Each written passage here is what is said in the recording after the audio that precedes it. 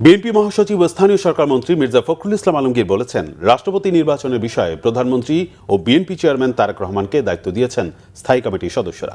শনিবার রাতে দলের স্থায়ী কমিটির বৈঠক শেষে তিনি এ তথ্য জানান।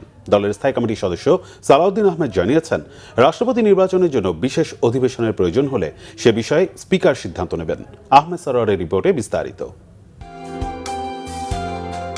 শনিবার বিকালে গুলশানে দলের চেয়ারম্যান কার্যালয়ে নওগাঁ ও জয়পুরহাট জেলা বিএনপির নেতৃবৃন্দের সাথে সাংগঠনিক বিষয় নিয়ে আলোচনা করেন দলের চেয়ারম্যান ও প্রধানমন্ত্রী তারেক রহমান।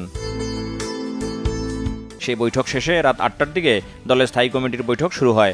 তারেক রহমানের সভাপতিত্বে বৈঠকে দলের স্থায়ী কমিটির সদস্যরা উপস্থিত ছিলেন। স্থায়ী কমিটির সদস্য ডক্টর মঈন খান ভার্চুয়ালি যোগ দেন বৈঠকে। ২ ঘণ্টা ধরে চলা বৈঠক শেষে বেরিয়ে সাংবাদিকদের মুখোমুখি হন দলের মহাসচিব ও স্থানীয় সরকার মন্ত্রী মির্জা ফখরুল ইসলাম আলমগীর। জানান, দেশের সামগ্রিক রাজনৈতিক পরিস্থিতি নিয়ে দীর্ঘ আলোচনা হয়েছে। স্থানীয় সরকার নির্বাচন নিয়েও আলোচনা হয়েছে বৈঠকে। দেশের আপনার প্রশাসনিক ব্যবস্থা, আপনার সরকারের উন্নয়ন কর্মকাণ্ড, সব বিষয়ে আলোচনা হয়েছে। স্থানীয় সরকার নির্বাচন নিয়ে আলোচনা হয়েছে। আর সবশেষে আলোচনা হয়েছে, যেটা আপনারা সবচেয়ে বেশি শুনতে চান, রাষ্ট্রপতি নির্বাচন সম্পর্কে। আমাদের দলের পক্ষ থেকে আমাদের রাষ্ট্রপতি নির্বাচনের প্রার্থী নির্বাচন, কবে নির্বাচন হবে, সব দায়িত্ব আমাদের দলের চেয়ারম্যান এবং মাননীয় প্রধানমন্ত্রী জনাব তারেক রহমানের উপরে ন্যস্ত করা হয়েছে।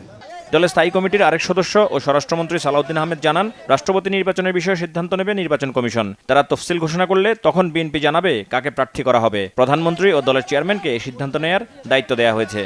নির্বাচন কমিশন তফসিল ঘোষণা করলে মনোনয়নপত্র বিক্রি হবে, জমা হবে, যাচাই বাছাই হবে। বাছাইয়ের পরে যদি সিঙ্গেল প্রার্থী হয় সেই ক্ষেত্রে আর নির্বাচন করতে হয় না। যদি একাধিক প্রার্থী হয় তাহলে জাতীয় সংসদের জন্য একটা বিশেষ অধিবেশন আহ্বান করার নিয়ম আছে। সেটা মাননীয় স্পিকারের সাথে আলাপ করে নির্বাচন কমিশন সেই দিনটি ঠিক করেন। বৈঠক শেষে রাত 10টার দিকে প্রধানমন্ত্রী ও দলের চেয়ারম্যান তারেক রহমান বাসভবনের উদ্দেশ্যে গুলশান কার্যালয়ে ত্যাগ করেন। আহমেদ সরোয়ার, বাংলা ভিশন, ঢাকা।